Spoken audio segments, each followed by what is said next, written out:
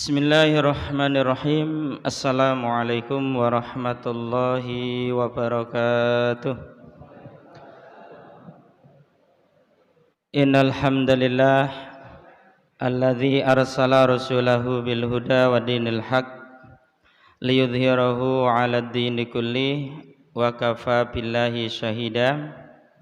Asyhadu an la ilaha illallah wahdahu la syarikalah wa asyhadu anna Muhammadan abduhu wa rasuluh la nabiyya wa la rasula ba'da. Allahumma salli ala Muhammadin an-nabiyil ummi wa azwajihi ummahatil mu'minin wa dzurriyyatihi wa ahli baitihi kama sallaita ala Ibrahim wa ala ali Ibrahim innaka Hamidum Majid. Qala Allah Ta'ala fil Qur'anil Karim, a'udzu billahi minasyaitonir rajim. Bismillahirrahmanirrahim. Ya ayyuhalladzina amanu ittaqullaha wa qulu qawlan sadida yuslih lakum a'malakum wa yaghfir lakum dzunubakum wa may yuti'illaha wa rasulahu faqad faza fawzan 'azima. Amma ba'd. Fa inna astaqal hadithi kitabullah wa khairal hadyi hadyu Muhammadin sallallahu alaihi wasallam wa syarrul umuri muhdatsatuha wa kullu muhdatsatin bid'ah wa kullu bid'atin dhalalah wa kullu dhalalatin finnar. Bapak Ibu dan saudara-saudara jamaah Majelis Ta'lim yang semoga Allah senantiasa merahmati dan memberkahi kita semua. Sungguh kita bersyukur kepada Allah yang telah memberikan kepada kita nikmat sehat dan juga nikmat sempat sehingga kita bisa menunaikan sholat maghrib di awal waktu dalam keadaan berjamaah di masjid, yang kemudian kita lanjutkan dengan thalabul ilmi wa tafaqquh fiddin. Kita berharap kepada Allah semoga Allah Subhanahu wa taala berkenan untuk memberikan kepada kita ilmu yang bermanfaat sebagai pemandu urusan agama kita, urusan dunia kita, dan juga urusan akhirat kita. Karena sungguh Rasulullah Shallallahu Alaihi Wasallam memberikan satu tanda kebaikan hamba yang mukmin adalah diantaranya dipahamkan tentang masalah urusan agama. Salawat serta salam semoga tercurah kepada Rasulullah Shallallahu Alaihi Wasallam yang senantiasa memotivasi umatnya dan mendorong umatnya untuk senantiasa giat dan bersemangat di dalam thalabul ilmi wa tafaqquh fiddin. Karena ternyata thalabul ilmi wa tafaqquh fiddin itu merupakan salah satu jalan dan juga sarana yang dengannya Allah Subhanahu wa taala memasukkan kita ke dalam surganya. Mudah-mudahan kita termasuk orang-orang yang dikehendaki Allah kebaikan, yang diantaranya adalah dipahamkan tentang masalah urusan agama, kemudian membuahkan pengamalan di dalam bingkai iman dan Islam, sehingga kita termasuk hamba-hamba Allah yang sholihin dan sholihat yang kelak akan mendapatkan rahmatnya Allah berupa surga. Allahumma amin. Bapak Ibu yang dirahmati Allah, malam hari ini sebagai kelanjutan dari materi yang kemarin, kalau di materi yang lalu kita membahas tentang sifat toharo Nabi Shallallahu Alaihi Wasallam, sehingga sebagai materi kelanjutan adalah toharo dalam perspektif syariat dan mukjizat medis. Ini adalah materi pendalaman yang semoga ketika kita mengetahui dan memahami materi ini, kita semakin yakin tentang kebenaran Islam. Kita semakin kukuh dan kokoh di dalam meyakini bahwasanya Islam itu satu-satunya agama yang benar, agama yang diterima oleh Allah Subhanahu wa taala, yang dengannya Allah Subhanahu wa taala menginginkan hambanya untuk memasuki rahmatnya berupa surga. Untuk memahami materi ini terlebih dahulu kita harus memahami tentang syumuliyatul Islam, yakni kesempurnaan dari agama Islam. Bahwasanya Islam itu kalau diibaratkan sebuah bangunan, sesungguhnya bangunan di dalam Islam itu adalah bangunan yang sangat sempurna.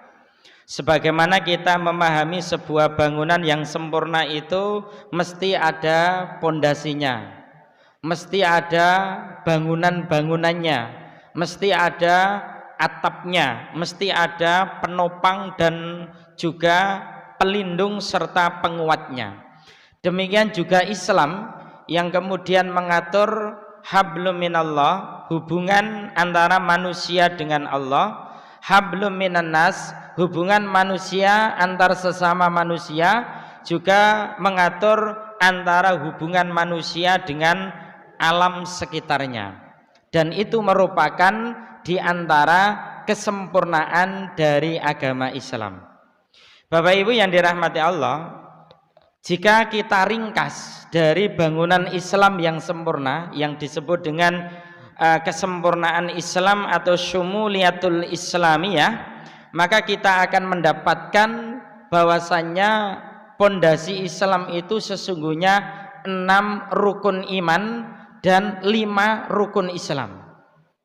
Kemudian sebagai bangunannya Islam yang kita sebut dengan 1 as-siyasiyatul Islamiyah, yakni politik Islam. Yang kedua at-tarbiyatul Islamiyah, pendidikan Islam. Yang ketiga al-iqtisadiyah al-Islamiyah, ekonomi Islam. Kemudian yang keempat adalah al-istima'iyah al-Islamiyah, sosial Islam. Yang kelima al-amniyah al-Islamiyah, yakni keamanan Islam. Ini sebagai bangunannya Islam, ya. Kemudian sebagai atap yang melindungi, di mana bangunan itu mesti ada atap untuk melindungi agar tidak kepanasan, agar tidak kehujanan, maka di sana kita kenal apa yang disebut dengan dakwah, kemudian amar ma'ruf, kemudian nahi mungkar, kemudian puncak tertingginya adalah al-jihadu fi sabilillah. Sehingga kalau kita skemakan seperti ini Bapak Ibu, yang di dalam skema ini kalau kita perhatikan adalah betul-betul meliputi yang kita sebut tadi hablum minallah, hablum minan nas, juga antara hubungan manusia dengan alam sekitarnya. Sehingga ajaran Islam itu sebuah ajaran yang sempurna dan paripurna. Kita bicara dari dasar saja, ketika kita bicara tadi sebagai bangunannya Islam 6 rukun iman dan 5 rukun Islam. Yang 5 rukun Islam itu diantaranya adalah sholat, yang nanti kita sesuaikan dengan tema kita malam hari ini. Maka sebelum sholat itu diperintahkan untuk bersuci atau toharoh. Di pertemuan yang lalu sudah kita kupas cukup panjang bagaimana harus suci badannya, suci tempatnya, juga suci pakaiannya. Nah, malam hari ini di samping nanti kita merefresh sedikit secara khusus, nanti kita akan sampaikan tentang bagaimana tuntunan Islam yang mempunyai nilai manfaat ganda luar biasa. Sehingga nanti ibadah-ibadah di dalam Islam itu mengandung kemanfaatan dengan kemanfaatan yang sangat sempurna. Di samping mempunyai manfaat secara rohani, juga mempunyai manfaat secara jasmani, juga mempunyai manfaat secara akli, secara akal. Itu Masya Allah dari tuntunan agama Islam sedemikian rupa. Baik, ini kalau kita sudah bicara secara umum, kita akan mengkerucut secara khusus karena temanya adalah toharo dalam perspektif syariat dan juga medis. Kita awali dari mulai wudhu. Kenapa wudhu dalam tuntunan syariat Islam itu kemudian mesti ketika mencuci kedua telapak tangan kita, kemudian kita harus sambil menyela-nyela jari kita. Menurut fikih, menurut syariat, agar bisa dipastikan benar bahwasanya seluruh jari-jari dalam tangan kita itu adalah basah, dan itu menunjukkan syarat sahnya wudhu. Ini secara fikih, Pak ya, secara fikih dan secara syariat. Dan ternyata Bapak Ibu yang dirahmati Allah, ini nih secara medis. Ada profesor yang bernama Profesor Leopold Werner von Renvel, ya. Nanti tolong dibenarkan kalau bacaan saya salah, ya. Di mana beliau ini adalah seorang psikiater sekaligus ahli neurologi yang berkebangsaan Australia. Ini kafir, Bapak Ibu, orang kafir. Tapi kemudian menyelidiki tuntunan toharo di dalam Islam, di antaranya adalah wudhu. Di antaranya adalah wudhu. Setelah beliau meneliti tentang masalah wudhu, di mana anggota-anggota tubuh manusia yang dibasuh dengan air itu ternyata adalah pusat-pusat syaraf yang sangat peka, Masya Allah.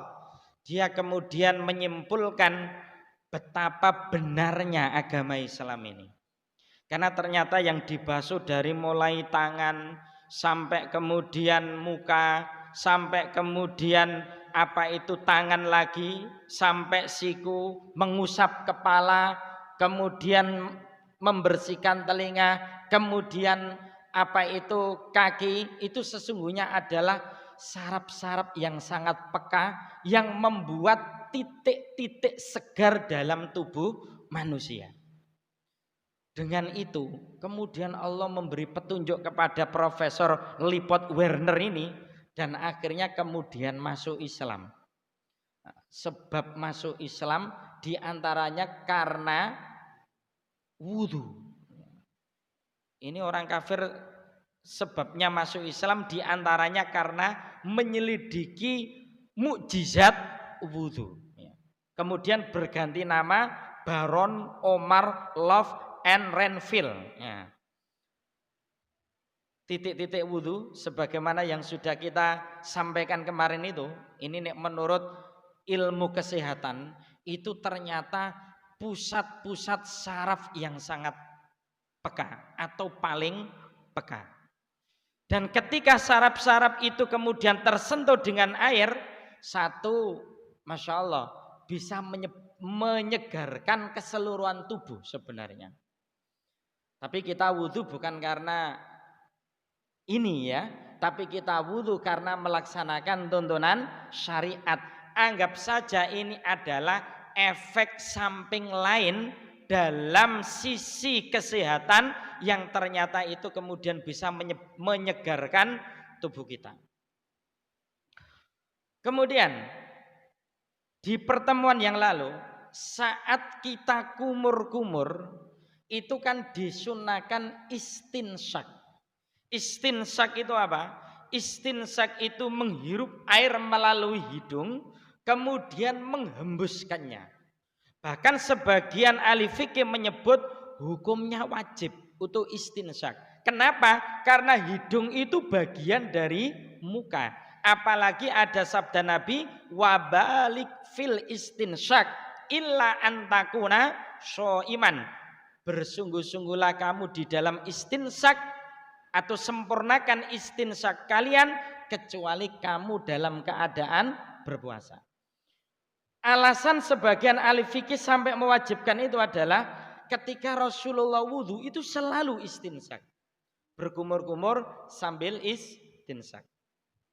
Dan untuk pendapat yang lebih kuat Bapak Ibu, saat berkumur dan istinsak itu hampir bersamaan. Artinya dengan cidukan satu telapak tangan berkumur sambil istinsak kemudian dikeluarkannya.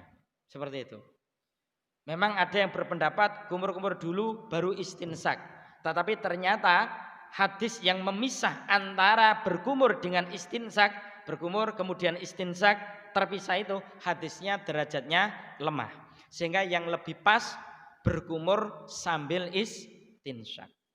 Dan ternyata Bapak Ibu, sekali lagi ini kita sampaikan supaya kita lebih mantap tentang kebenaran Islam.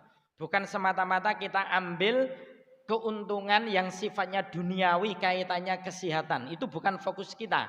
Tapi fokus kita adalah menjalankan sunnah Nabi. Cuma ini perlu kita ketahui agar kita semakin mantap tentang kebenaran Islam. Dikisahkan, ini kedahsyatan istinsak Bapak Ibu ya. Ada seorang miliarder dari Arab ya. Miliarder dari Arab ini keturunan Yaman. Beliau itu sakit pusing terus kepalanya, ndak berhenti-berhenti. Sehingga kemudian diambillah atau pergilah orang ini ke dokter spesialis khusus. Karena dia khawatir ini adalah gejala stroke. Kenapa? Karena sering pusing kok ndak berhenti-berhenti. Dokter Arab yang ditemui oleh miliarder Arab ini, yang keturunan Yaman ini, semuanya angkat tangan. Akhirnya kemudian menyarankan supaya dia itu pergi ke dokter Swiss yang ahli tentang masalah itu. Setelah didiagnosa sama dokter yang berasal dari Swiss ini, ketawa ini dokter Swiss ini, yang dari Swiss ini ketawa. Anda kan orang Arab, mestinya Anda itu orang Islam. Sedangkan terapinya itu ada dalam kitab Anda. Bukankah Anda itu wudhu? Dan saat Anda wudhu, di antara apa itu sunnah wudhu itu adalah istinsak atau menghirup air sampai terasakan sampai ke ubun-ubun itu, kemudian dihembuskannya. Dan ternyata subhanallah setelah terapi itu dijalankan, tabarakar rahman, sembuh penyakit pusing itu dan tidak pusing-pusing lagi. Dan ini ternyata Masya Allah berarti diantara hikmahnya istinsyak itu diantaranya adalah terapi dan ikhtiar kita supaya kita terhindar dari stroke ya. Nih ini kita kaitkan dengan corona juga masuk Pak.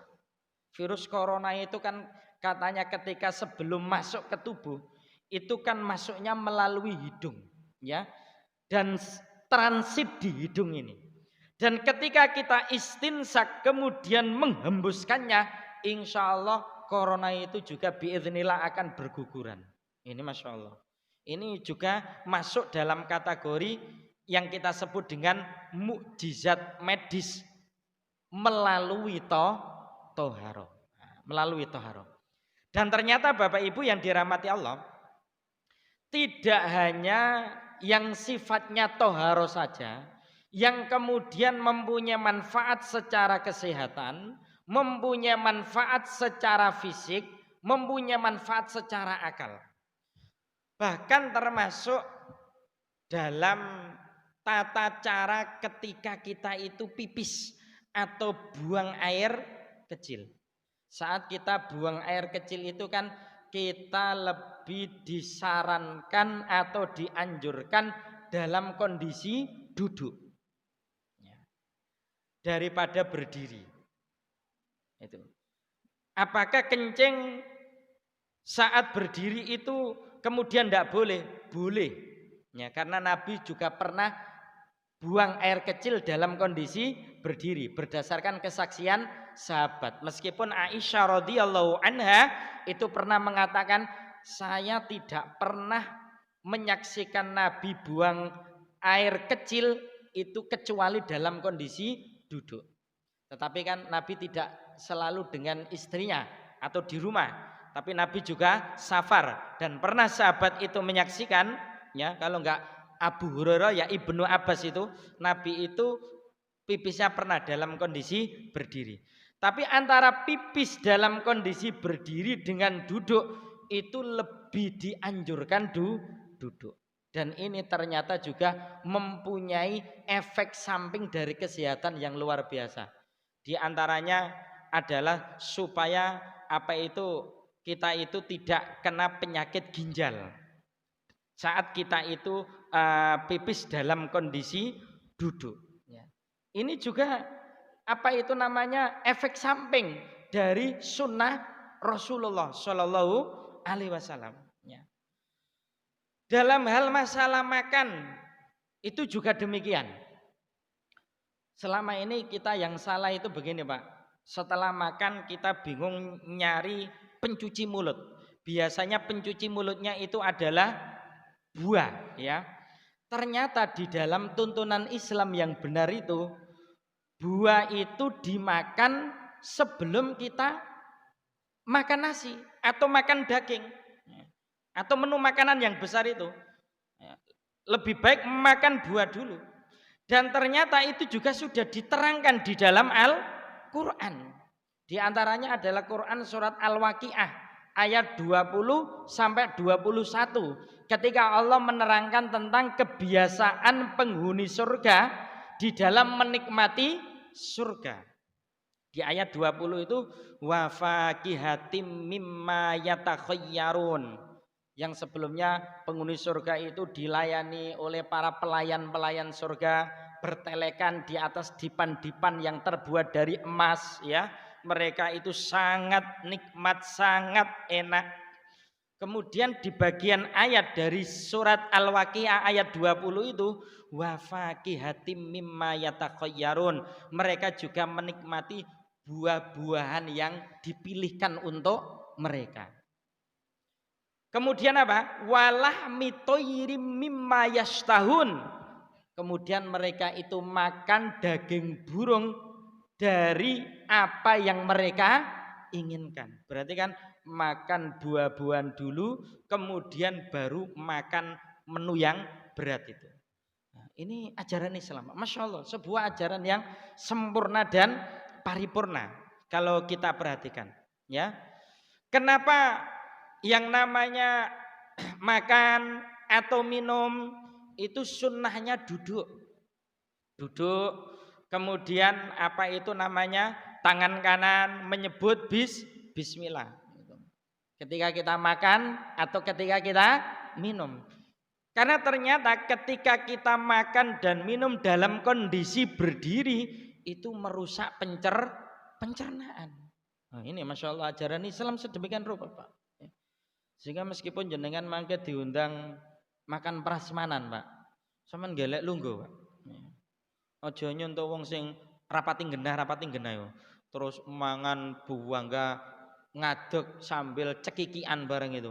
Nah, itu kurang pas menurut tuntunan agama Islam, ya. Rasulullah memerintahkan makan minum dalam kondisi duduk, itu sunnahnya, ya.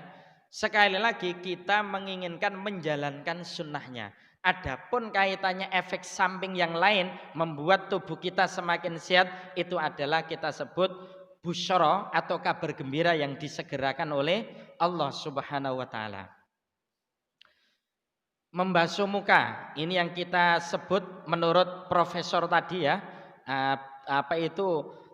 titik-titik saraf yang sangat peka. Muka, batasan muka itu dari telinga satu ke telinga yang lain, dari batasan tempat tumbuhnya rambut kepala di atas kening, dahi hingga dagu.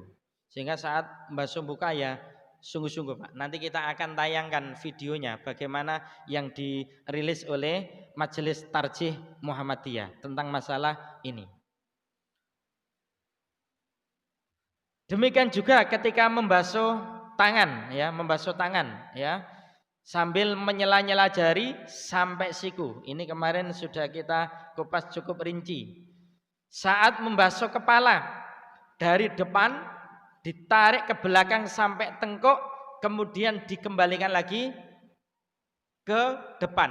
Baru kemudian jari telunjuk dimasukkan ke dalam telinga, kemudian ibu jari membersihkan telinga bagian luar. Sehingga jangan sampai hanya tarik ke belakang kemudian langsung kita membersihkan telinga, akan tetapi dari depan ditarik ke belakang sampai tengkuk, dikembalikan lagi ke depan, kemudian membersihkan bagian telinga.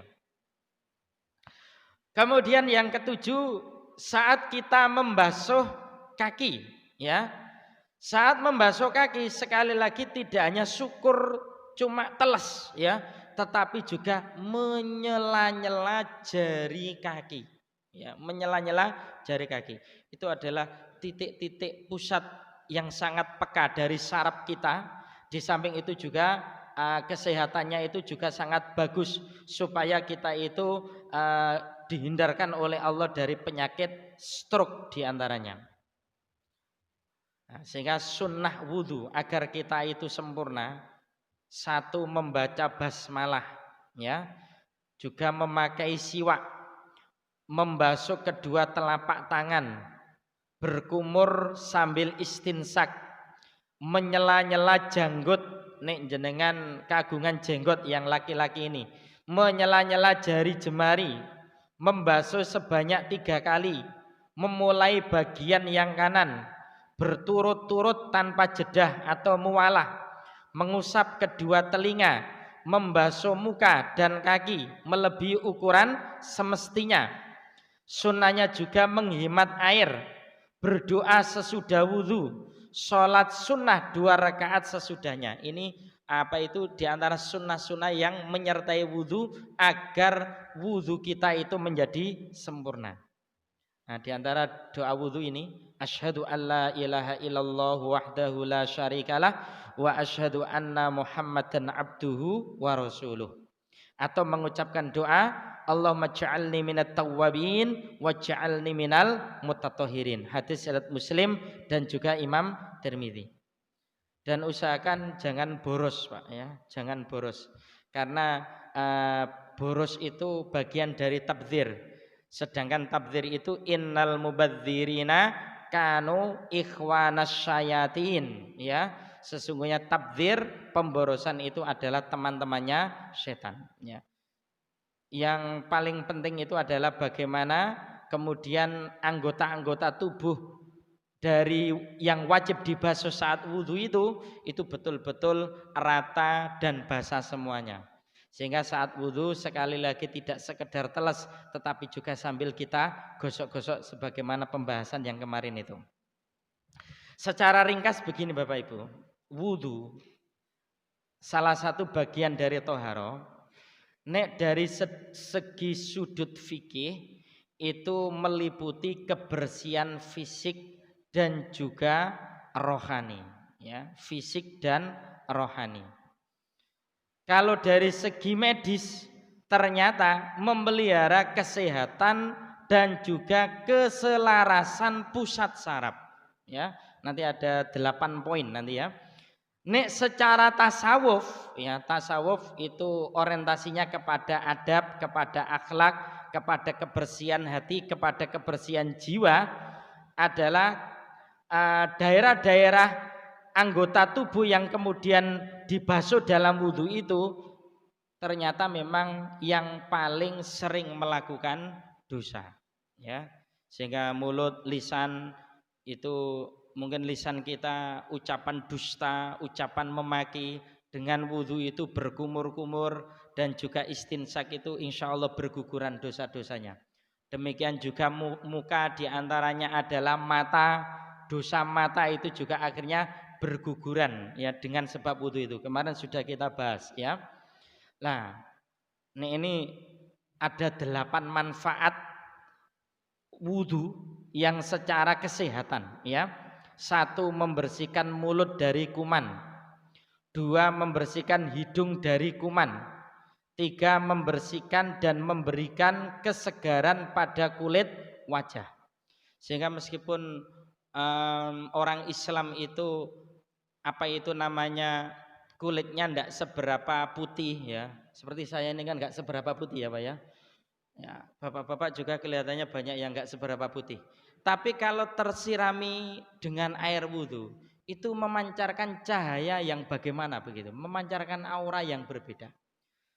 Coba jenengan pirsani orang-orang yang kemudian ndak pernah wudhu, itu kan kusem modelnya, melendek wajah itu, ya. Meskipun mungkin putih tapi beleneki begitu ya. Apalagi wis ireng gak tahu wudu balang masuk tambah belunek seru. Nah, ini termasuk juga wallahu alam bisawab, bisa jadi salah satu efek daripada wudu ya. Berbeda dengan mereka yang sering wudu, apalagi menjaga kesuciannya setiap batal, kemudian wudu itu masya Allah luar biasa ya, memberikan kesegaran pada kulit wajah. Juga menghilangkan sisa-sisa keringat di permukaan kulit, bahkan membuat otak menjadi lebih jernih ya. Insya Allah orang yang wudu itu kemudian otaknya itu menjadi segar Pak ya.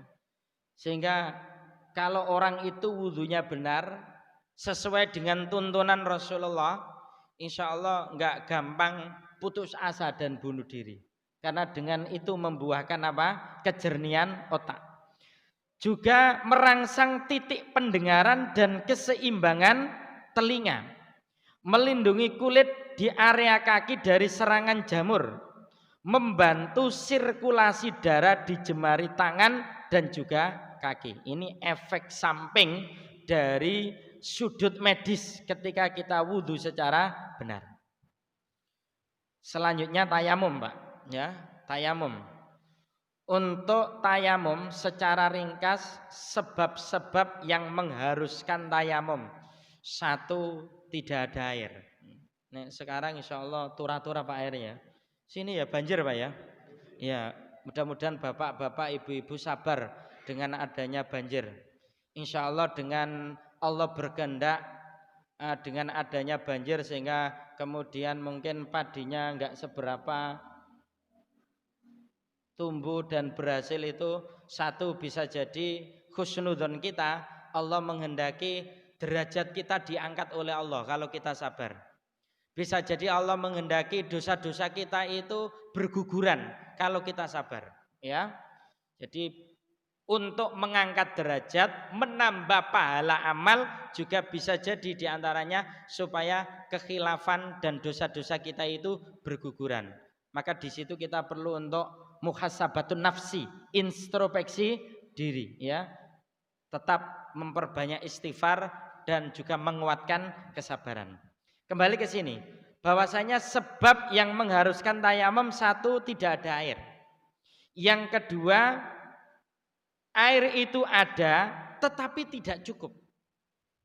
Yang ketiga, saat cuaca sangat dingin. Nih di Indonesia insya Allah kelihatannya nggak ada Pak. Nih, cuaca sangat dingin. Nih teman-teman kita yang belajar di Timur Tengah, di Mesir, di Arab ya, itu pada saat tertentu itu kondisi udaranya itu sangat dingin, sehingga kena air itu seperti kena api begitu ya. Saat itu boleh tayamum ya.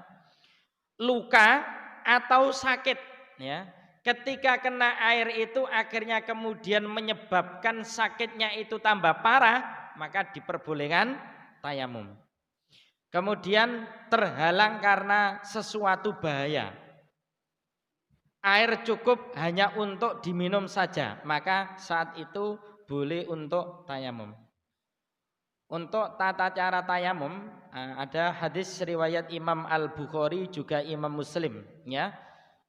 Yang hadis ini dibawakan oleh Ammar bin Yasir radhiyallahu anhu, ba'atsani Rasulullah sallallahu alaihi wasallam fi hajatin fa ajnabtu falam ajidil ma fatamazzaqtu fis su'id kama tamazzagu ad-dabah fadzakartu dzalika lin nabi sallallahu alaihi wasallam faqala inna ma kana yakfika an tasna'a hakadha fadaraba bikaffihi darbatan 'alal ardi thumma nafadhaha thumma masaha biha dhahra kaffihi bishimalih aw dhahra shimalihi bikaffihi thumma masaha bihima wajhah. Di dalam riwayat Bukhari disebut wa masaha wajhahu wa kaffaihi wahidatan. Sehingga kesimpulannya seperti ini. Untuk tata cara tayamum, pertama tentu saja dengan niat dengan niat di dalam hati untuk tayamum sebagai pengganti wudu, termasuk ketika kita mau mentayamumi orang lain.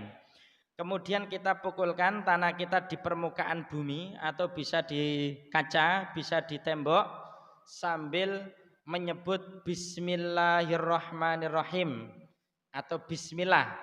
Nek lengkapnya Bismillahirrahmanirrahim. Setelah itu kemudian ditiup, gitu ya. Kalau debunya memang banyak, di sebagian red yang lain ditepuk, gitu ya. Dan yang lain ditiup juga bisa. Setelah itu diusap ke muka, sebagaimana batas muka yang tadi kita pelajari, ya, dari ujung telinga kanan ini ke telinga kiri, dari mulai tumbuhnya rambut sampai dagu ini, muka semuanya. Setelah itu kemudian membasuh apa itu tangan atau punggung telapak tangan kanan dulu sampai pergelangan ini, tidak sampai siku-siku ya, tapi sampai pergelangan ini kanan dulu ya. Kemudian kiri. Nanti videonya akan kita tayangkan.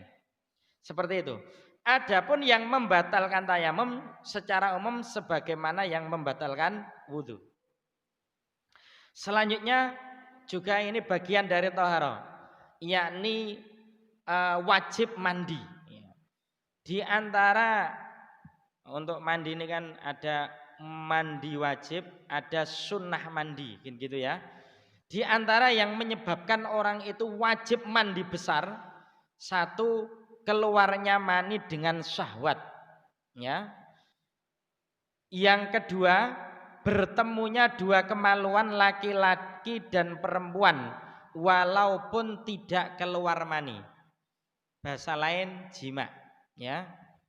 Untuk yang pertama, Bapak Ibu, ini termasuk juga mimpi basah. Untuk yang pertama, suatu ketika jenengan tidur, kok kemudian bangun-bangun kok celana panjenengan basah dan itu mani, terus jenengan lenger-lenger, aku lapo yo, ngipi to apa? Jenengan wajib mandi, ya, wajib mandi karena keluar mani. Bahkan termasuk juga wanita, karena pernah ada riwayat Ummu Sulaim, ya. Ketika Ummu Sulaim itu bertanya kepada Rasulullah, hal alal mar'ati minal ma idza ihtamalat, ya. Kemudian Rasulullah menjawab, na'am idza ra'atil ma. Wahai Rasulullah, apakah perempuan itu wajib mandi ketika dia itu mimpi basah? Kemudian Rasulullah menjawab, ya, kalau dia itu keluar mani. Untuk yang pertama termasuk disebabkan karena apa itu namanya mimpi basah. Nek tanda baliknya laki-laki kan juga itu mimpi basah, mimpi ketemu sapi, ya. Kemudian kok basah, itu wajib mandi, ya. Itu tandanya balik. Yang ketiga, ketika berhentinya darah haid atau nifas, ya, atau dan nifas. Yang keempat, ketika orang kafir masuk Islam, ya, ini wajib mandi besar. Soalnya dalam konsep kafir itu tidak ada mandi junub, ya, sehingga kalau dia masuk Islam dia kemudian wajib mandi. Yang kelima karena kematian, ya, karena kematian. Ini orang mati kan wajib dimandikan, Pak. Yang tidak wajib dimandikan itu satu, kalau dia itu anak yang belum balik, ya, sunnah saja itu kemudian dimandikan, tapi tidak wajib asal dimandikan, ya. Orang yang mati karena berjihad fisabilillah, orang yang mati karena haji atau umroh, tidak wajib dimandikan. Kalau dimandikan ya tetap boleh, tapi hukumnya sunnah, ya, hukumnya sunnah. Seperti itu. Tata cara mandi wajib. Tentu saja yang pertama ada niat di dalam hati untuk mandi, ya. Disunahkan untuk menghadap kiblat, kemudian terlebih dahulu membasuh telapak tangannya 3 kali. Setelah itu membasuh atau membersihkan kemaluannya, ya. Jadi setelah niat di dalam hati, niat untuk mandi janabat atau mandi wajib, kemudian membasuh telapak tangannya, ya. Setelah itu membersihkan kemaluannya. Setelah itu berwudu, seperti wudhu mau sholat itu. Kemudian menuangkan air di atas kepala sambil menyela-nyela jari, ya. Nanti kita tayangkan videonya ya. Kemudian setelah itu dituangkan air di sebelah kanan dulu 3 kali. Setelah itu baru mengguyur air ke seluruh tubuh. Itu tata cara mandi besar. Kita ulangi Pak ya. Pertama niat. Ini berdasarkan hadis riwayat Aisyah yang melihat Rasulullah SAW. Setelah itu membasuh telapak tangan kita. Nah, bisa dengan sabun juga. Setelah itu membasuh atau membersihkan kemaluan. Jadi ya kemaluan kita dibersihkan gitu saja Pak. Tidak usah disikat. Nah disikat nanti sakit ya. Jadi dibersihkan biasa. Setelah itu wudhu. Seperti wudhu mau sholat. Sebagian riwayat memang menyisakan tidak membasuh kaki ya. Tapi boleh juga membasuh kaki. Ada yang menyisakan tidak membasuh kaki saat mau mandi besar itu.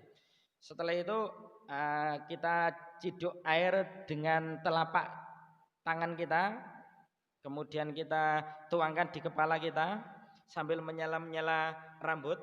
Untuk yang perempuan lebih baik ketika rambutnya itu ada di kelabang atau di kepang itu dilepas terlebih dahulu, atau di gelung itu dilepas terlebih dahulu biar dipastikan basah semuanya. Setelah itu siram bagian kanan terlebih dahulu, kemudian baru semuanya. Seperti itu, ya. Ini penjabarannya, nah, seperti ini. Nah, selanjutnya kita ini Pak, kita akan tayangkan video, sebagaimana yang kita janjikan. Ini berwudu. Bila hendak wudu, mulailah dengan mengikhlaskan niat karena Allah. Kemudian membaca Bismillahirrahmanirrahim. Membasuh kedua telapak tangan masing-masing 3 kali. Dimulai dari bagian kanan,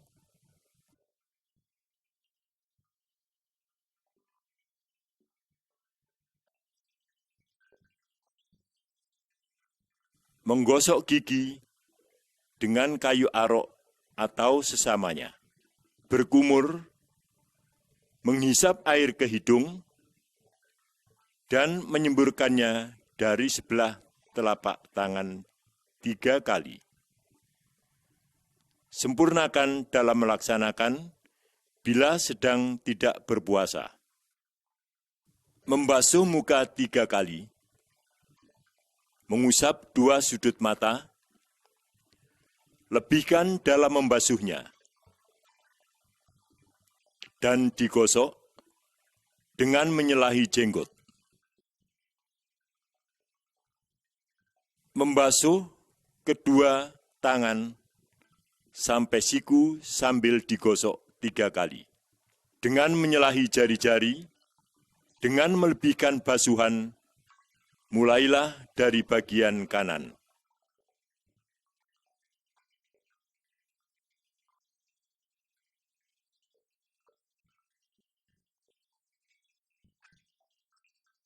Mengusap kepala dengan menggerakkan kedua telapak tangan dari ujung depan kepala hingga tengkuk dan mengembalikannya lagi pada permulaan.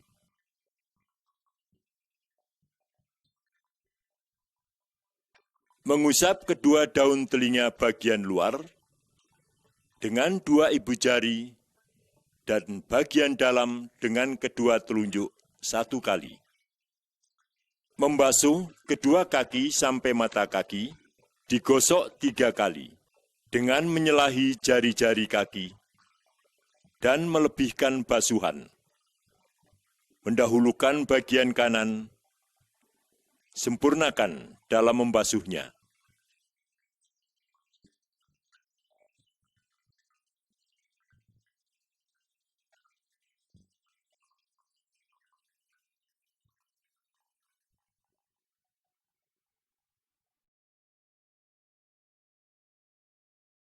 Setelah berwudu, membaca Asyhadu an la ilaha illallah wahdahu la syarikalah. وأشهد أن محمدًا عبده ورسوله.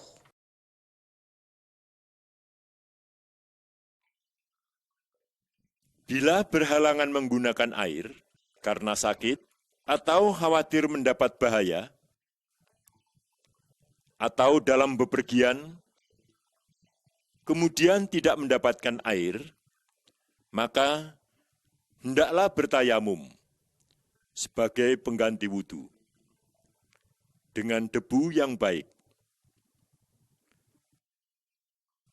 Tata cara tayamum. Berniatlah dengan ikhlas karena Allah. Letakkan kedua belah telapak tangan ke tanah.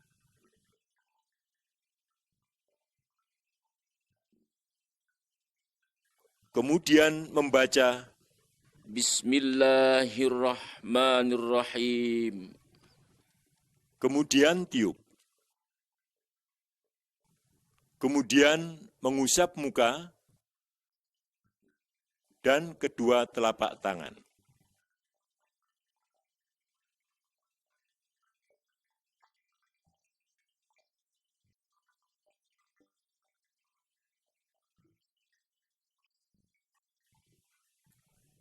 Namun, apabila dapat menggunakan air, maka bersucilah dengan air.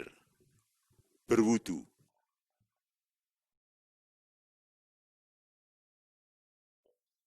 Tata cara mandi jinabat. Bila mengeluarkan sperma, atau kedua kemaluan sudah bertemu, atau hendak melaksanakan sholat Jumat, atau baru selesai dari haid atau nifas, maka hendaklah mandi jinabat dengan cara sebagai berikut. Berniatlah dengan ikhlas karena Allah. Mencuci kedua telapak tangan, mencuci kemaluan dengan tangan kiri, dan gosokkan tangan pada tanah atau sabun. Melepas rambut, berwudu, setelah wudu, ambillah air dan masukkan jari-jari pada pokok rambut, sambil disela-selahi, dan berilah sedikit wangi-wangian.